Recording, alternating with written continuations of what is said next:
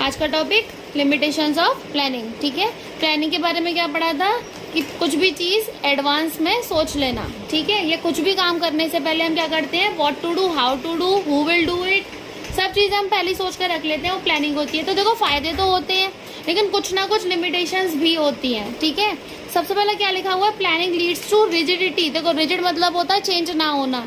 ठीक है, तो एक बार जब प्लान आपने बना लिया और उस पर काम करना चालू कर दिया तो फिर आप प्लान चेंज नहीं कर सकते। ठीक है, आपको लगता है कि प्लान में कुछ डिफिकल्टी आ रही है, सक्सेसफुल नहीं होगा, तो आप उस पर आप बैकआउट नहीं कर सकते। ठीक है, आप पीछे बैक नहीं आ सकते, अब उसे आपको कंटिन्यू करना पड़ेगा, भले आपको लॉस क्यों ना हो रहा हो।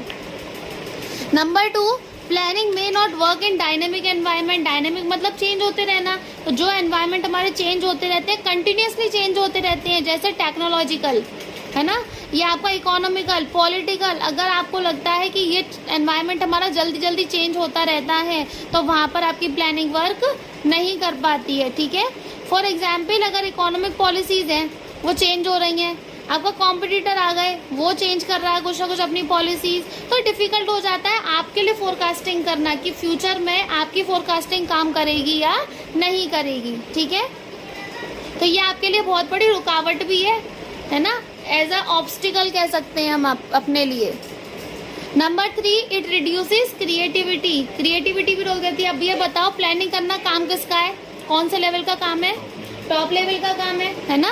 तो टॉप लेवल ये सारे काम करते हैं, तो खुद बताओ मिडिल लेवल और लोअर लेवल की क्रिएटिविटी बढ़ रही है क्या, नहीं बढ़ रही। सारी क्रिएटिविटी किसकी बढ़ रही है, ओनली टॉप लेवल की बढ़ रही है।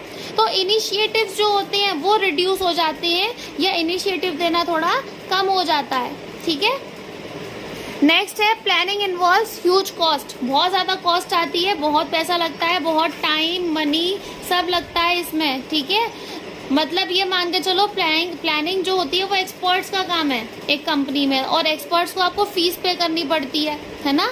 और ये तो है नहीं प्लानिंग एक ही दिन में या एक ही रात में बैठ के हो जाए, बहुत टाइम इन्वेस्ट करना पड़ता है, बहुत साइंटिफिकली आप चीज़ों को सोचते समझते हैं, तब आप क्या करते हो उस पर खर्चा करके तब आप कोई भी प्लानिंग को कंटिन्यूस चलाते हो। ठीक है, तो प्लानिंग में आपको क्या करना पड़ता है, बहुत खर्चा करना पड़ता है, बहुत कॉस्ट भी आती है, बहुत टाइम भी जाता है, बहुत एक्सपेंसेस भी हो जाते हैं आपके। ठीक है, नेक्स्ट क्या है, it is a time consuming process. Time consuming तो बताया था भाई, बहुत लंबा टाइम लगता है क्योंकि आपके पास बहुत सारे ऑप्शंस होते हैं चूज करने के लिए और बेस्ट ऑल्टरनेटिव आपको चूज करना पड़ता है। ठीक है, तो बेस्ट ऑल्टरनेटिव चूज करने के लिए आपको बहुत टाइम देना पड़ेगा, तो बहुत सारा टाइम लग जाता है इसमें। ठीक है, नेक्स्ट क्या है, planning does not guarantee success. जरूरी नहीं है आपने जो प्लानिंग करी है वो सक्सेसफुल हो ही हो, कभी कभी क्या होता है कुछ कमियां रह जाती हैं या कुछ ना कुछ ऐसी चीजें हो ही जाती है कि आपकी प्लानिंग सक्सेसफुल नहीं होती है। ठीक है, तो प्लानिंग एक तरीके से आपके प्लान्स को कोई सिक्योरिटी नहीं देती कि वो मतलब सक्सेस होगी ही होगी। हमेशा हम ये नहीं कह सकते कि प्लानिंग हमेशा आपको प्रॉफिट कमा के देगी, कभी कभी प्लानिंग से आप लॉस भी कमा लेते हो क्योंकि अनफोर्सीन चेंजेस कभी भी हो सकते हैं, कोई भी ऐसे रिस्क आ सकता है, कोई भी ऐसे चेंजेस आ सकते हैं जो आपकी कंपनी के लिए अच्छे नहीं हो। ठीक है, तो ये सब क्या थी आपकी लिमिटेशंस ऑफ प्लानिंग।